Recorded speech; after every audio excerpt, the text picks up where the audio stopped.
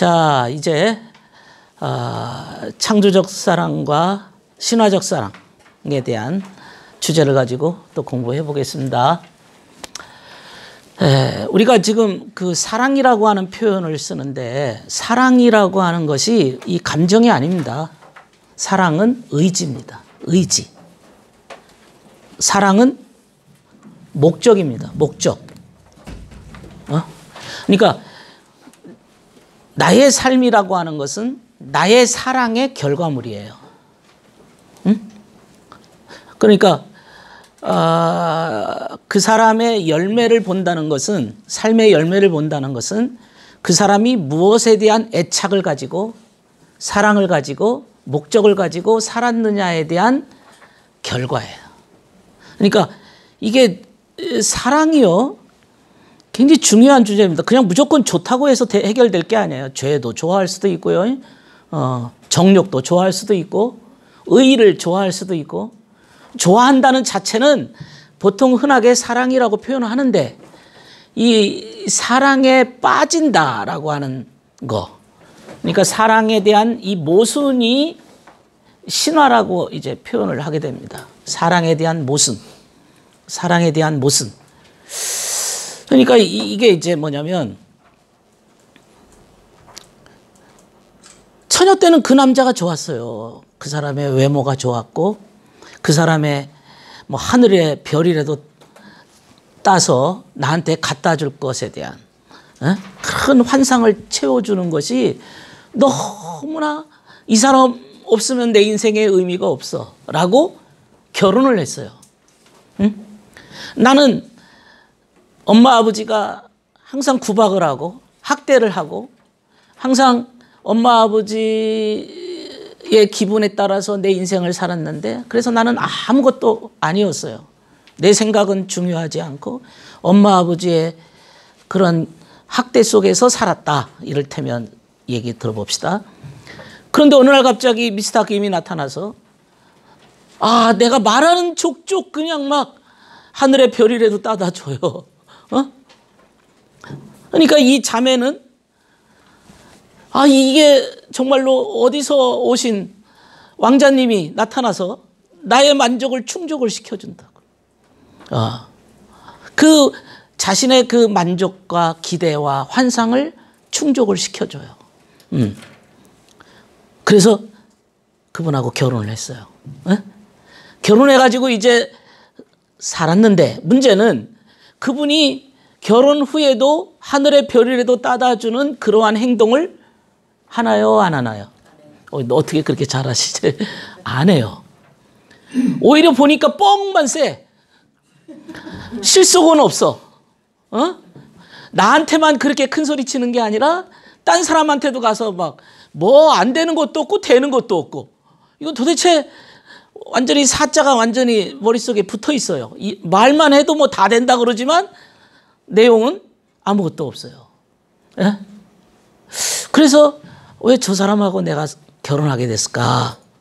내가 어쩌다 저런 인간하고 내가 만나서 저런 인간을 내가 좋았다고 했을까에 대한 고민을 하죠. 그러니까 이게 바로 이제 왜 내가 그 처녀 때 그런 하늘의 별이라도 따다 줄 것에 대한 그런 말 한마디에 뿅 갔을까? 딱 봐서 알아챘어야 되는데, 저 뻥이 좀 세구나, 쟤. 후카시가 좀 들어갔구나. 저거 아주 사자가 좀 있네? 라고 내가 그거를 볼 수 있는 눈이 없다는 것은 내 마음속에 불만족이라는, 나에 대해서 뭔가 충족시켜줄 것에 대한 깊은 웅덩이가 있어서 조금만 나한테 이렇게 부어주면 마치 내 인생의 모든 것을 채워줄 것에 대한 환상을 갖고 있더라는 거지. 그런 이런 구덩이와 같은 내 안에 있는 목마름, 이런 것들이 내 인생을 끌고 다녔다 이거죠. 그러니까 이 자매의 그 미스피케이션은 뭐냐면, 나에게 만족을 주는, 내 기대를 채워주는 것에 대한 기대가 계속 들어있는 거예요. 근데 그 기대는 어려서부터 부모님이 나한테 너무나 이렇게 실망을 시키셨고 채워주지 않았기 때문에 만들어진 미스피케이션이에요. 원래는 그런 마음이 없었는데 내가 응애하고 태어나자마자 나는 조금만 누가 잘해주면 폭 빠져요. 그런 거 없었는데 엄마 아버지와 살다 보니 아니면 내가 환경 속에서 너무나도 부족하게 살다 보니 조금만 채워주면 마치 나의 구세주라고 여기는 그런 미스피케이션을 갖는다는 거지.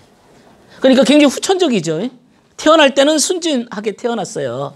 아주 깨끗하게 태어났는데 하여튼 그런 환경 내에 내 던지다 보니까 내 안에 하나의 그 신념이 들어왔고 그 뿌리 깊은 신념은 나로 하여금 조금만 그것에 부응을 하면 누군가가 그거를 조금만 건드려주면 홀라당 빠져버리고 그리고 나서는 시간이 지나서 또 어느 날 보니까 내가 이혼하고 있어요.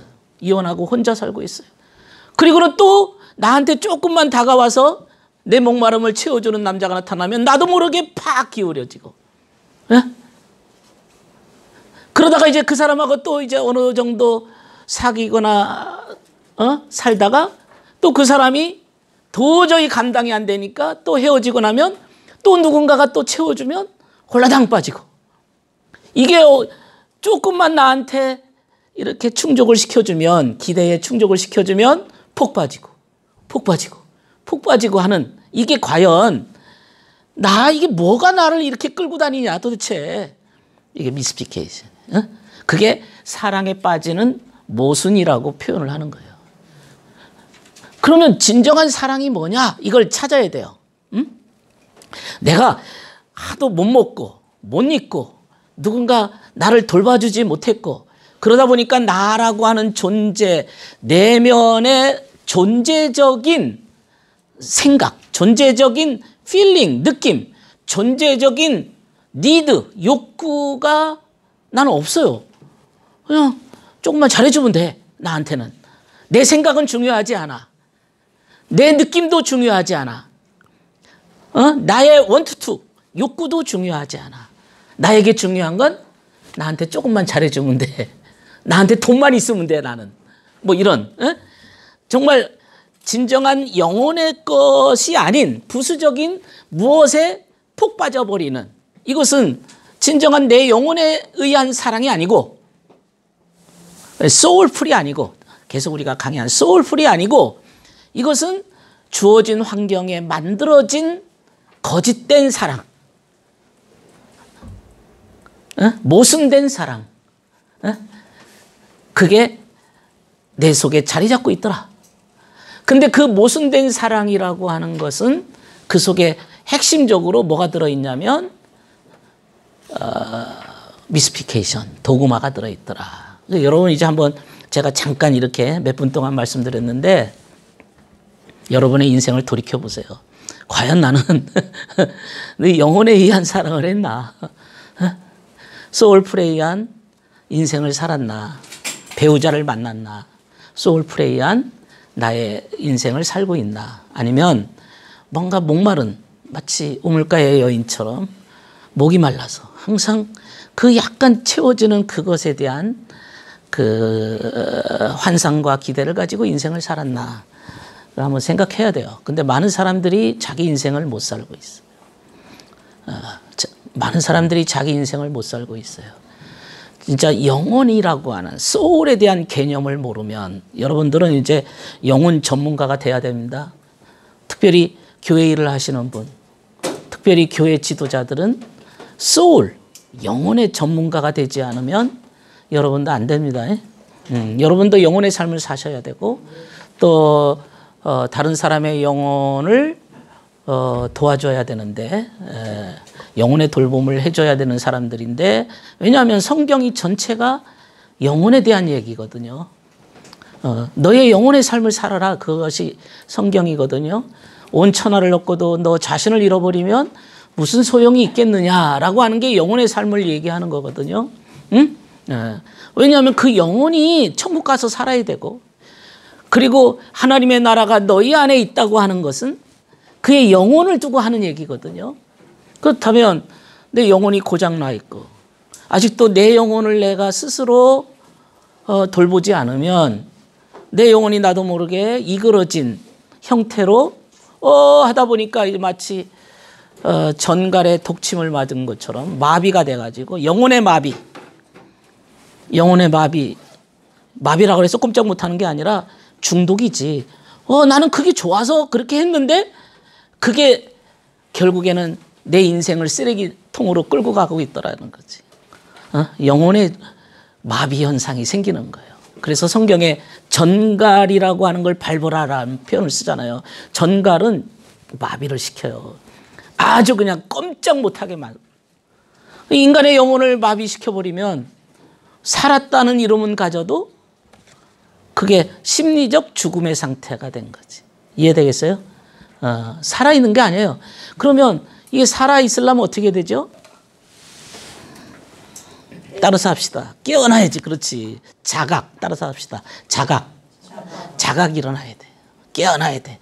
내가 지난주 정약용에 대한 얘기를 조금 했는데 정약용이가 15살 때 한양에 장가 왔어요. 장가 와서 한양에 와보니까 막 대단한 사람들이 많거든.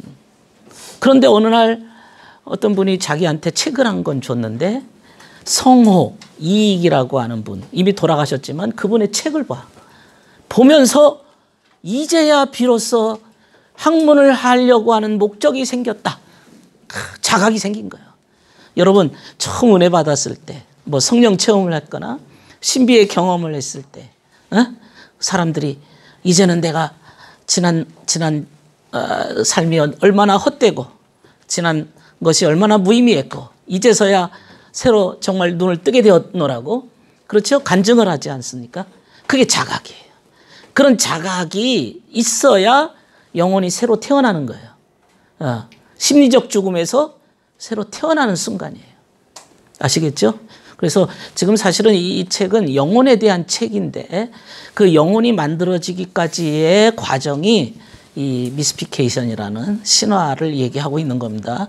이거는 태어나면서부터 인간은 원래 어린아이 보세요. 그 갓난아이. 그 아이 보면 누가 그 아이 보고 막이라고 그러겠어요. 그 아이는 그야말로 천사지. 웃는 모습이나 그 맑은 눈동자. 정말로 너무나도 순진무구, 이노센스하게 태어났는데 이게 나이가 한 50년 살다 보니까 완전히 마귀 쭈구름탱이가 돼가지고 완전히 이게 뭐야 도대체, 이게 사람이라고 말할 수가 없어. 성경은 우리가 우리의 영상을 따라 우리의 모양대로 무엇을 만들자? 사람 만들자. 사람 만드는 게 하나님 말씀의 목적이에요. 우리가 우리의 영상을 따라 우리의 모양대로 무엇을 만들자? 사람을 만들자. 그래서 사람 만드는 책이 성경책이고, 우리가 여러분을 만나는 사람이 여러분을 만남으로 사람이 돼야지. 짐승이 되면 안 되잖아요. 제가 김군의 마음책이 그 30 몇 가지 짐승을 얘기하는데 다 사람의 마음을 상징하고 있는 거예요. 짐승이 되면 짐승들이 가는 것이 지옥이요. 사람은 지옥 가는 거 아니에요. 그 짐승과 그 사자를 위하여 예비된 곳 불못이에요. 사람 자는 없어 그 속에. 사람. 아시겠죠? 자, 신화 이것 쭉 했습니다. 이것도 했고요. 이것도 했고 이것도 했습니다. 심리적 죽음 이것도 했죠. 이거 중요한 주제예요. 그러니까 이게 보면 심리적으로 죽어 있는 사람들이 너무 많은 거예요. 암만 설교를 해도 이게 막혀 있어요. 어떻게 저런 얘기를 듣고도 감동이 없냐? 어떻게 저런 얘기를 듣고도 눈물도 없냐 너는? 왜 그럴까요? 죽어서 그래요. 심리적 죽음. 아시겠죠? 그 영혼이 이미 뭔가에 깊이 감춰져 있어. 영혼이 자각이 돼야 되는데 심리적 죽음을 경험한 사람들은 마치 그 환경에 따라서 주어진 거에 따라서 그냥 이렇게 움직이는 거예요. 그 마치 동물들이 먹이가 있으면 먹잇감 찾으러 다니잖아요. 개는 내가 좀 바르게 살아야지 이렇게 생각하며 살지 않죠. 개는 그냥 먹을 것만 주면 따라가는 애들이야. 그렇죠? 개. 인생도 그렇게 사는 사람 많다니까. 돈이 있으면 따라가고 쾌락이 있으면 따라가고 술만 보면 그냥 눈이 뒤집혀지는 인간도 있어요. 술에 미친 인간들도 많아. 어? 다른 건 다 제쳐놓고 술에 그냥 목숨을 걸어. 어? 그런 것들이 다 이게 이제 심리적 죽음을 갖고 인생을 영혼의 자각이 안 된 사람들 아시겠죠? 중요한 주제입니다. 그러니까 이제 뒷부분에 나오지만 그 영혼에 대한 이 브래드쇼가 이 소울 영혼에 대한 주제를 그 토마스 무어의 유토피아를 쓴 사람입니다. 토마스 무어가 헨리 8세 시대에 그 사람이 이제 목 베어서 죽었는데 영혼의 돌봄이라는 그 책을 브래드쇼가 참고해서 이 책을 썼는데 여기에 이제 뒷부분에 보면 영혼이 무엇입니까? 이런 주제가 나와요. 이제 심리적으로 자기 스스로 물어보는 거죠. 근데 그 중에 하나가 영혼의 주제는 영혼의 사람들에게는 심볼이 있다. 심볼이 뭐예요? 상징. 이 상징을 공부하는 사람들은 영혼의 사람들이에요. 제가 지난번 김군의 마음 스토리 13권을 갖고 왔잖아요. 동물, 식물, 광물 그게 다 심볼이거든요. 상징, 의미. 그러니까 제 책을 보려는 사람들은 그 상징을 이렇게 이걸 이렇게 해석했냐. 그 이해를 안 하시면 딱 덮어버리지. 이거 이단 아니야? 이렇게 말할 수도 있고. 그러나 끊임없이 상징성을 연구하는 거예요. 예를 들면 전에 어떤 분이 이제 학교에 상담사로 갔어요. 그래서 저보고 물어봐. 그 애가요. 그 집에 오면 그 학교에 와서 자기는 학교 상담사로 있는데 컵라면을 자꾸 갖고 온대 자기한테. 그 여기서 먹으려고 그런대. 그래서 자기는 애가 그 컵라면 갖고 와서 여기서 밥 먹으려니까 야 가서 그런 거 가져오지 마. 그리고 그거는 저기 네 교실에 가서 먹어. 근데 자꾸 오는 거야 애가. 네? 왜 그래요? 하고 저한테 물어봐요. 여러분은 왜 그럴 것 같아요? 그 아이가 컵라면을 가지고 왜 상담 선생님한테 찾아와서 거기서 먹으려고 할까요? 너무 쉬운 대답이다. 관심 받으려는 말은 좀 더 깊이, 어? 함께 먹고 싶어서 좀 더 깊이. 여러분 상징을 이제부터 이제 상징의 그 깊은 상징의 의미, 상징이라는 것은 의미거든요. 그 행동 속에 의미를 찾는 게 상징이에요. 그 행동을 하나의 상징으로 보는데 무슨 의미가 있을까? 그렇지. 근데 이제 보통 이제 사랑받고 싶어서 그래요. 그 말에 한마디 안 통하는 거는 없어.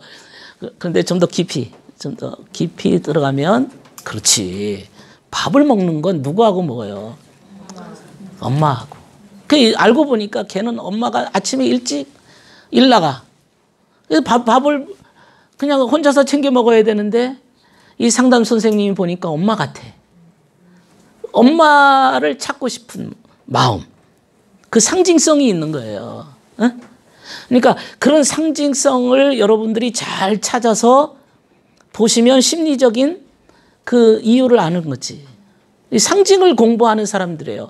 그래서 융심리라고 들어보셨어요? 융? 구스타프 칼 융? 상담학계에 큰 축이 있다면 융 학파가 따로 있어요. 응? 스위스에 지금도 이제 본부가 있지만 그 칼 융은 끊임없이 상징을 찾아요. 상징을 모르면 이건 상담사가 아니다. 그래서 그분은 그 분석을 하는데 뭘 가지고 분석하냐면 꿈도 하나의 상징이거든요. 뭔 메시지가 들어있는 거예요. 그 꿈이라고 하는 게 우리가 봐서는 그냥 이게 뭔 말인지 앞뒤가 안 맞는 그러한 내용이고 그렇지만 그게 그 속에 메시지가 들어있어요. 개꿈은 없는 거예요. 그 속에 반드시 메시지가 들어있기 때문에 꿈을 적어 갖고 와서 그 분석가한테 그 상징을 해석을 받는 게 융심리예요. 그럼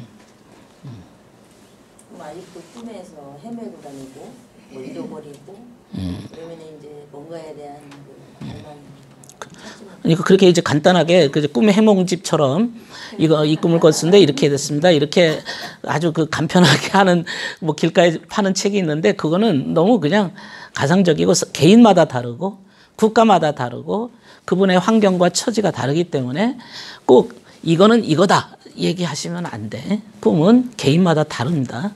그렇기 때문에 전문가한테 자신의 그 꿈 얘기를 하면서 환경과 처지를 이제 분석을 받는 거죠. 이 상징성이에요. 그래 영혼의 작업입니다. 상징성이. 제가 영혼을 얘기하면서 꿈 얘기까지 나왔는데 심볼, 상징을 찾는 작업이 영혼의 작업입니다. 그래서 사실 여러분 기독교인들은 끊임없이 상징을 찾는 분들이에요. 말씀에서. 그 의미를 찾잖아요. 설교라고 하는 것은 그 의미를 찾아서 해석해서 가르쳐주는 분들이 설교자지. 그냥 성경 그 구절 무슨 스토리 전달하려고 하는 게 아니에요. 설교라고 하는 것은 양, 염소 그러면 양이 뭐고 염소가 뭔지 양에 대한 상징성, 염소에 대한 상징성 그렇죠? 오른팔, 왼팔 그 상징성이 있지 않겠어요? 심지어는 숫자까지도 상징성이 있지 않겠어요? 탕자가 돼지 치는 쥐염 열매를 먹었다. 그 돼지 벌써 상징성이 나오지 않아요? 그런데 하나님께 제사 드리는 그 송아지를 그 아버지가 잔치 자리에 잡아줬다. 벌써 상징성이 나오지 않아요? 그런 상징성을 찾지 않으면 성경 또 그냥 수박 겉핥기 식으로 넘어가 버리고 말아요. 성경을 이해하시려면 성경의 깊은 의미를 알려고 기도하고 모르면 좀 더 성각자들한테 이렇게 찾아서 물어보기도 하고 그렇게 하셔야 돼요. 지가 또 멋대로 또 풀으면 또 골치 아파. 그런 것도 있어. 자, 오케이. 심리적 죽음. 부모를 기쁘게 해줄 때만 분리 가능하다는 게 무슨? 그러니까 이제 심리적 죽음을 부모가 만들어줬다. 가족 안에서 만들어진다는 얘기거든요. 가족 안에서 심리적 죽음을 만들어 버려요. 그런데 부모를 기쁘게 해줄 때만 분리 가능하다. 엄마 마음에 들어야 돼. 아빠 마음에 들어야 돼. 그러면 넌 착한 애야. 그러면 조금 자유를 줘. 근데 엄마 말을 안 들어 이놈은. 근데 그러니까 자녀의 욕구와 니드와 엄마의 니드가 계속 충돌을 하죠.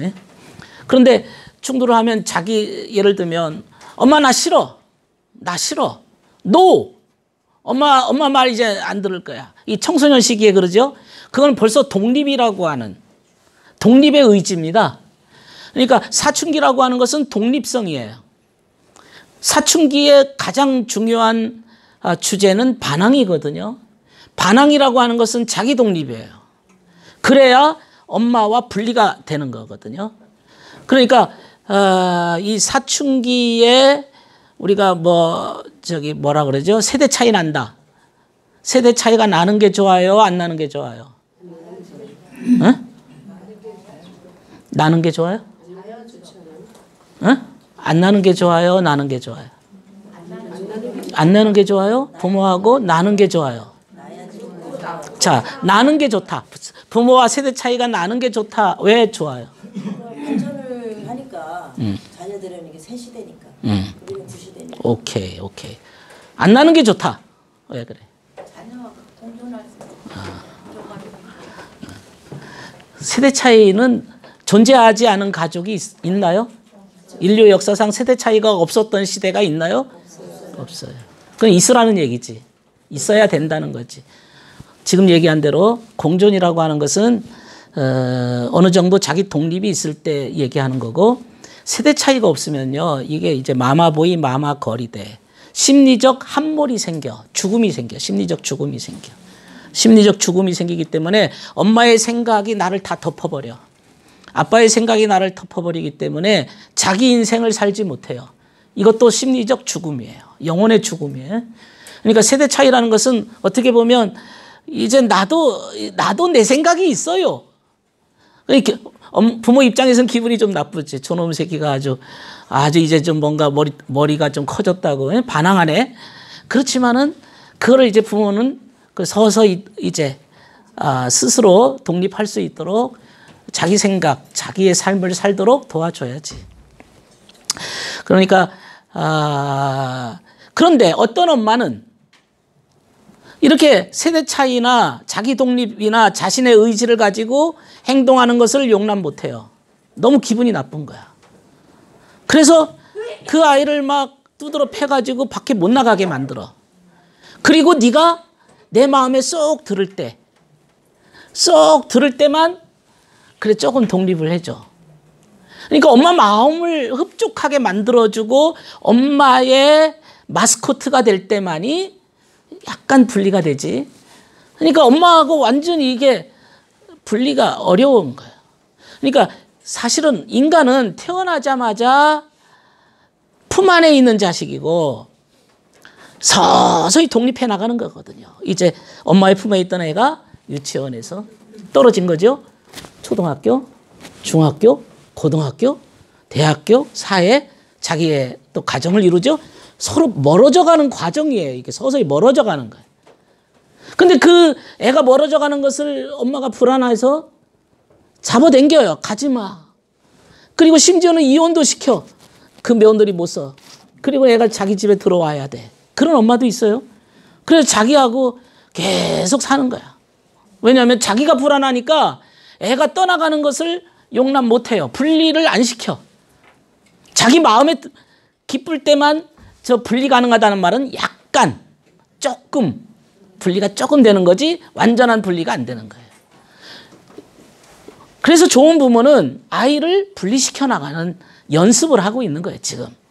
예? 분리시켜. 어차피 인간은 얘가 응애하고 태어나는 순간부터 떨어지기 위해서 공부도 하고 학교 생활도 하고 그렇죠. 자신의 삶을 독립적으로 살기 위해서 나가는 과정이다. 그게 이제 부모의 마음가짐이어야 됩니다. 예. 그러나 불안한 부모, 뭔가 허전한 부모, 이런 부모들은 자녀를 못 떠나보내요. 떠나보내지는 못해요. 이게 아주 부모의 교육의 가장 큰 문제예요. 부모가 원하는 삶을 애한테 학습을 시키고 부모의 예를 들면 부모가 나는 피아노를 열심히 했는데 시집 와가지고 피아노를 칠 기회를 잃어버렸어. 내 못다한 한을 내 자녀에게 이루려고 피아노 공부를 열심히 시켜요. 내가 못했지만 너는 해라. 피아노를 열심히. 그러니까 얘가 열심히 피아노를 칠 때는 부모를 기쁘게 해주니까 조금 자유를 주지만 그러나 내가 원하는 니드와 욕구와 기분과 자녀의 기분을 분리시키지 못하는. 네. 부모의 원투투를 애한테 대입을 시키면 안 되는 거예요. 아이의 자질을 찾아야 되고 저 아이가 어떤 것에 능력이 있는지 그걸 먼저 분별을 하고 그거를 도와주는 게 부모죠. 이게 부모의 기쁨이라고 하는 주제가 이게 들어가니까 심리적 죽음이 오는 거예요. 애들한테는. 넘어가겠습니다. 자, 신화의 8가지 요소를 보겠습니다. 이렇게 만들어지는 게 이제 지금 가족에서 만들어지는 거거든요. 가족에서 만들어지는 신화가 이 8가지 요소가 있다는 거죠. 첫 번째, 원가족 역할 유지. 이 롤이라고 하는 이 주제는 수치심치유 여러분 공부하셨어요? 이 롤, 역할. 여러분은 어떤 역할을 하고 계세요, 지금? 이 자리에서? 학생. 저는 교수. 역할이죠. 존재는 아니죠. 존재와 역할은 다릅니다. 내가 원래 이렇게 교수하려고 태어난 건 아니야. 나는 내 인생 살려고 태어났지. 그러나 지금 내가 하고 있는 거예요.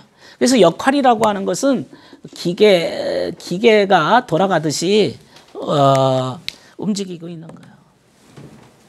내가 이러다가 남 가르치는 일을 못할 때가 있어요. 나이 70 먹으면 누가 내 강의 들으려고 안 할 거 아마 여러분 안 들으려고 그래. 아이, 가세요. 아이, 그냥 가시오. 그렇죠?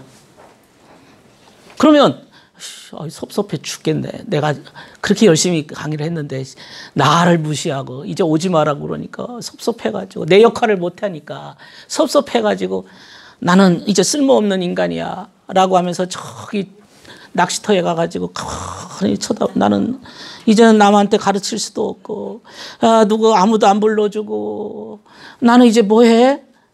한참 저수지를 쳐다보다가 퐁당